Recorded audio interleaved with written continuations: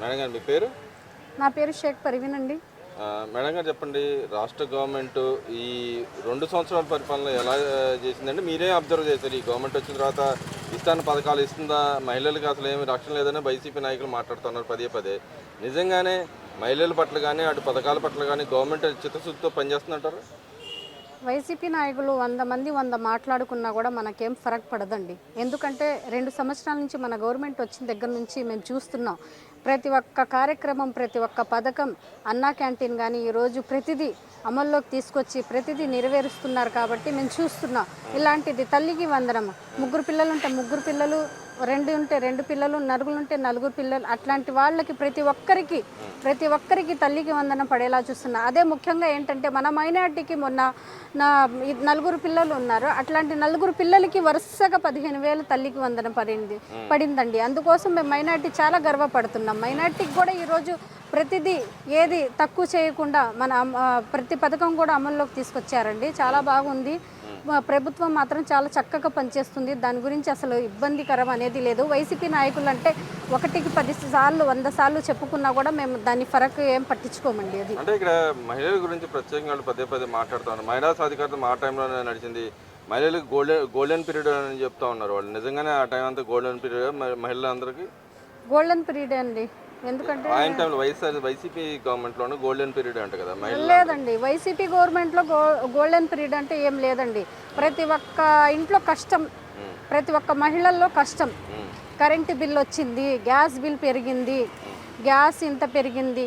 ఇదే ప్రతి ఒక్క ఇంట్లో మనం పాదయాత్రకు వెళ్ళి ఒక ఇంట్లో ఒక సమస్య తెలుసుకోవడానికి వెళ్తే వాళ్ళు చెప్పేది ఇదే, కరెంటు బిల్ పెరిగింది, గ్యాస్ బిల్ పెరిగింది, ఏం చేయాలమ్మా, మండిపోతున్నాయి, అట్లా చెప్పిన వాళ్ళే. కానీ ఈరోజు ప్రతి ఇంటికి వెళ్ళి చూడండి. గత వైసీపీ ప్రభుత్వంలో చూసిన దానికంటే ఇప్పుడు 2 ఇయర్స్ తర్వాత వెళ్ళి చూడండి. ప్రతి ఒక్క ఇంట్లో ఒక మహిళను అడిగితే అమ్మ అన్నా క్యాంటీన్ పెట్టారమ్మా, 5 రూపాయలకి ఎంత చక్కగా ఉందమ్మా అన్నం. మేము ఇట్లా సరదాగా వెళ్ళి వస్తుంటే కూడా టయానికి అన్నా క్యాంటీన్ ఎక్కడ ఉంటే అక్కడ ఆకలి వేస్తుంటే వెళ్ళి 5 రూపాయలు ఇచ్చి తింటున్నామమ్మ అని అన్న ప్రతి ఒక్క నోటితోనే మంచిదే. అది మళ్ళీ ఇంకో ఇంటికి వెళ్తే మహిళలు చెప్పేది, అమ్మ గ్యాస్ బండ, ఈరోజు గ్యాస్ బండ కూడా తక్కువగా ఉందమ్మా, ఈరోజు తల్లికి వందనం పెట్టారంటే ఒక్కొక్క ఇంట్లో హ్యాపీగా ఫీల్ అవుతున్నా. అది కూడా తల్లికి వందనం అనేది ఏంటంటే మనం టయానికి స్కూల్కి ఫీజు కట్టే టయానికి కరెక్ట్గా ఆ టయానికి తల్లికి వందనం అనేది వదులుతున్నారు. ప్రతి ఒక్క పేరెంట్స్, ప్రతి ఒక్క తల్లిదండ్రులు హ్యాపీగా ఫీల్ అవుతారు. ఆ టయానికి పేరెంట్స్కి ఇప్పుడు కష్టకాలంలో ఉన్నటువంటి పరిస్థితుల్లో ₹1 ఇవ్వడానికి భయపడే పరిస్థితుల్లో వాళ్ళకి టయానికి తల్లికి వందనం అందుతుందంటే చాలా హ్యాపీగా ఫీల్ అవుతున్నాము. అంటే ఇవాళ మెడికల్ కాలేజీలు అన్ని ప్రైవేట్ పరం చేస్తున్నారు. ఏదైతే పేదలకు వైద్యం అందకుండా చేస్తున్నాడు చంద్రబాబు నాయుడు, మేము ఆపాము, గతంలో మేము ఆపే మళ్ళీ ఇప్పుడు బిగిన్ చేస్తున్నారు, అమ్ముతున్నారని చెప్పి మాట్లాడుతూ ఉన్నారు. నిజంగానే ఇప్పుడు ప్రైవేట్ పరం చేస్తే పేద ప్రజలకు ఎవరికి అందుబాటులో ఉండదంటారు వైద్యం? లేదండి, గవర్నమెంట్ హాస్పిటల్లో కూడా వైద్యం చక్కగా జరుగుతుంది. ఎవరికి ఎక్కడ ఏం లోటు లేకుండా చూస్తున్నారు. ప్రతి ఒక్క పేద ప్రజలకి ఈరోజు చక్కగా ఉన్నారంటే అది మన కూటమి ప్రభుత్వం వల్లే చక్కగా ఉన్నారని మేము చెప్తున్నాం. అంటే ఏదైతే ఆరోగ్యశ్రీ ఎత్తేసారంటండి, ఈ గవర్నమెంట్ వచ్చిన ఆరోగ్యశ్రీ అసలు పనిచేయట్లేదు, నెట్వర్క్ హాస్పిటల్ అందరూ పడకేసింది, ఎక్కడ వైద్యం అందట్లేదు అంటున్నారు. మరి ఒక పక్క లోకేష్ గారు అన్న ఎవరికైతే ఇబ్బంది ఉందో ఆరోగ్యపరంగా, పిల్లలకి, చిన్నపిల్లల దగ్గర నుంచి పెద్దల దగ్గర ఎవరికైతే ఇబ్బంది ఉందో నేను సాయం చేస్తే నా సొంత సాయం అయినా రెడీ అని ఆయన చెప్తూ ఉన్నారు. ఎలా చూడొచ్చుంటారు రెండింటిని? ఈరోజు ఆరోగ్యపరంగా ఇబ్బంది పడుతున్న ప్రతి ఒక్కరికి, ప్రతి ఒక్క నియోజకవర్గంలో నారా లోకేష్ గారు ప్రతి ఒక్క ఎమ్మెల్యేలకి ఒక ప్రజా దర్బార్ అనేది పెట్టారండి. ఈరోజు ఎక్కడికో వెళ్ళాల్సిన అవసరం లేదు. ప్రజా దర్బార్లో సమస్య ప్రతిదీ తీసుకుంటున్నారు. ఒక ఆరోగ్యం గురించి కానీ, ఒక హౌస్ గురించి కానీ, ఒక ఇల్లు గురించి కానీ ఏదైనా పెట్టడానికి, ఏదైనా సమస్య తెలుసుకోవడానికి వెంటనే స్పందిస్తున్నారు. ఏ ఒక్క నియోజకవర్గంలో ఏది ప్రాబ్లం లేదండి.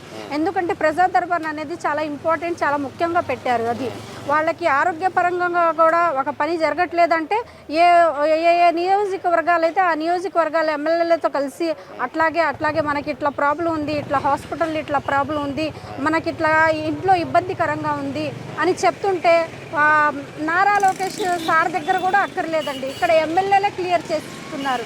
అట్లాంటి మంచి కాన్సెప్ట్ తీసుకొచ్చిన నారా లోకేష్ సార్కి ధన్యవాదాలు తెలుపుకుంటామండి. అంటే ఇక్కడ నిన్న అయితే ఒక చిన్నపిల్ల కోసం వైద్య సాయం అందించారు నారా లోకేష్ గారు. ఎలా దొరుకుతుంది నిజంగానే దాని ఏదైతే అమ్మాయి పేరు ఉందో ఆ అమ్మాయి పేరు మీద ఒక పథకం కూడా తీసుకురావడం జరిగింది.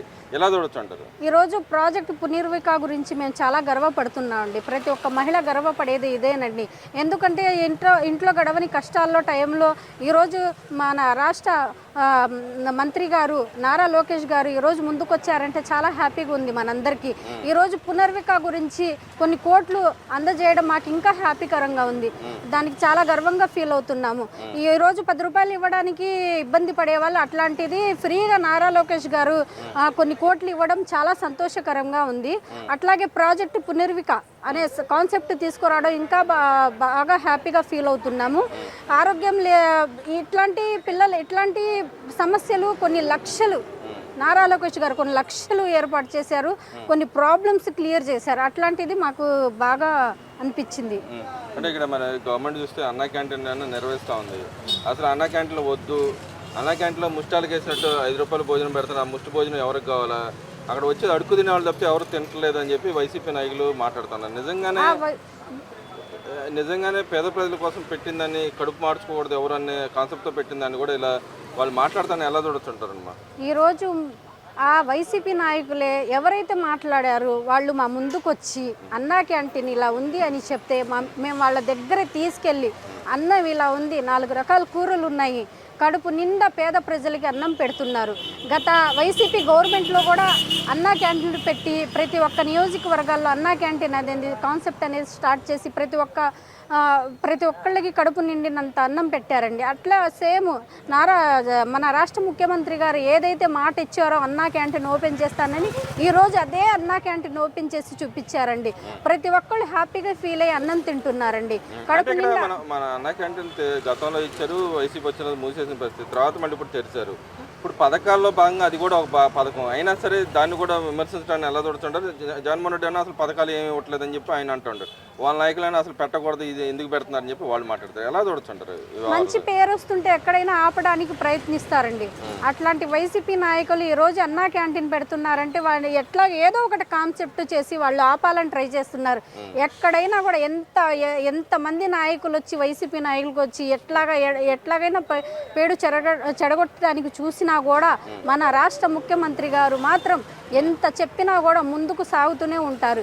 ఈ వయసులో కూడా ఆయన పనిచేస్తున్నారంటే మేము గర్వంగా ఫీల్ అవుతున్నాము. మరి ఇక్కడ చూసుకుంటామా ఏదైతే రాష్ట్రంలో ఏదైతే పథకాలతో పాటుగా గవర్నమెంట్ పాలసీలు కూడా కొత్త తీసుకొస్తున్నారు, కొత్త కంపెనీలు తీసుకొస్తున్నారు. ఎలా చూస్తారు మీరు కంపెనీలు తీసుకొచ్చేదాన్ని? ఈరోజు అమరావతి రాజధాని మనకు ఫైనల్ చేశారండి. అమరావతి రాజధాని అంటే కొన్ని కోట్ల ప్రజలు హ్యాపీగా ఫీల్ అవుతున్నారు. ఈరోజు అమరావతి రాజధాని అంటే ఆ రోజు అనౌన్స్మెంట్ చేసినప్పుడే కొన్ని కోట్ల ప్రజలు హ్యాపీగా ఫీల్ అయ్యి రేపు అమరావతి రాజధాని అప్పుడు చాలా మందికి ఉద్యోగాలు వస్తాయని తల్లిదండ్రులు హ్యాపీగా ఫీల్ అవుతున్నారు.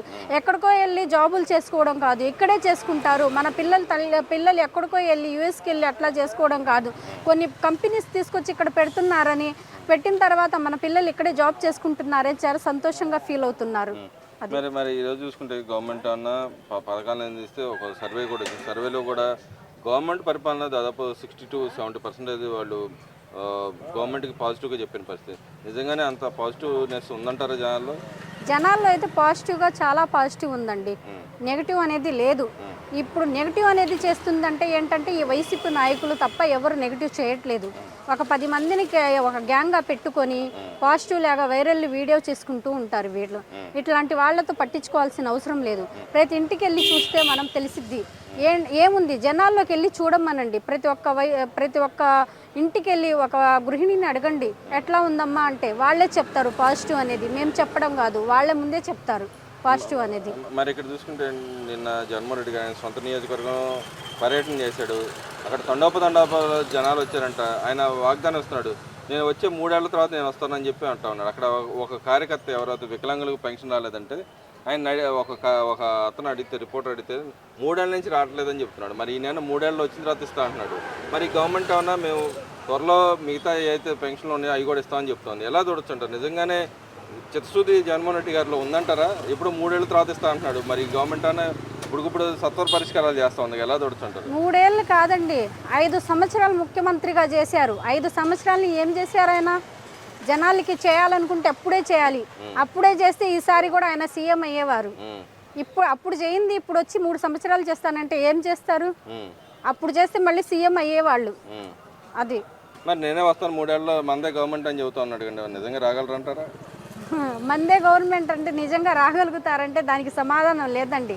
రేపు చూస్తారు కదా మన జనాల్లో ఎంత ఎంత పాజిటివ్గా వెళ్ళింది అనేది. ప్రజలు ఎవరిని కోరుకుంటారో, ప్రజల్ని ఎవరిని దింపాలనుకుంటారో అది ప్రజలతోనే ఉంది. అది మరి ఇక్కడ లక్ష్మీపార్వతి గారు మాట్లాడుతూ ఉందమ్మా, అయితే నా మనవడు అని చెప్పి ఇప్పుడు లోకేష్ గారిని మాట్లాడుతూ ఉంది. మరి గతంలోనే లోకేష్ గారిని చంద్రబాబు నాయుడు గారిని ఏమన్నా తిడతా ఉంది. ఇప్పుడు వచ్చాను నాకు విజయమ్మ గారి బర్త్డే విషయం చెబితే నాకు చెప్పలేదు ఎందుకండి అలా గగ్గోలు పెడుతుంది? విజయమ్మ గారు విజయమ్మ గారికి బర్త్డే విషయం లోకేష్ గారు ట్విట్టర్ ద్వారా తెలియజేశారు. మరి ఇక్కడ నా బర్త్డే ఎప్పుడో తెలియదు, నాకు విషయం చెప్పలేదని లక్ష్మీపార్వతి గారు ఎందుకండి మాట్లాడుతున్నా? నా మాటలు ఎందుకు మరి లోకేష్ గారు మనవడైనప్పుడు ఆయనతో కలిసి ఎందుకు కూర్చొని మాట్లాడకపోతుందండి?